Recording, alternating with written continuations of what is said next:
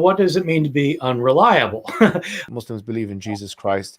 There's a lot of interest, I think, from the Muslim community, and many Muslims feel that your conclusions, your historical conclusions of who Jesus Christ is more commensurate with the Muslim idea than it is with the Christian one. I wouldn't say that they line up well with the Muslim view. I really do think Jesus was crucified and that he really was dead and buried. I'm not interested in whether Jesus was the Son of God, because I don't think there's a God.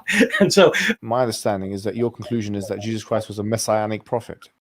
I think he thought that he was a son of God, in the sense that he was specially chosen by God. I think Jesus really did think he was going to be the Messiah, the future king of Israel. I mean, that is, after all, why they crucified him.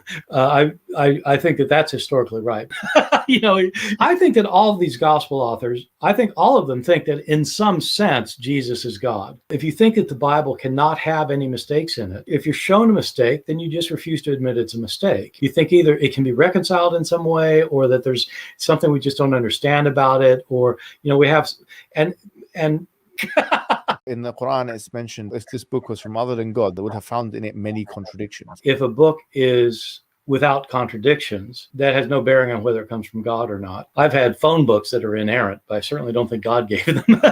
So, no, that is my view. It's a necessary condition for a book from God not to have contradictions. That's an assumption about what kind of book God could write.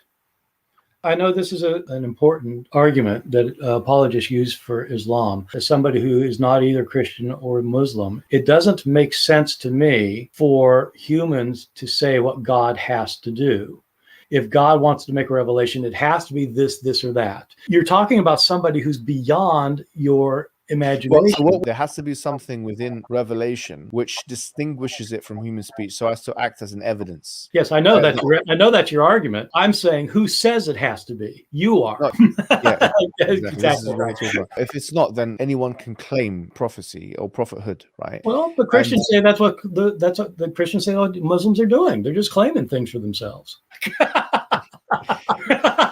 No. In the past, prophets came with kind of visual miracles. The final prophet, who's we believe Prophet Muhammad, he came with something that can be analyzable in our times. If it's analyzable in a sense that you can distinguish it from human speech, and so this would be the argument that we would put forward.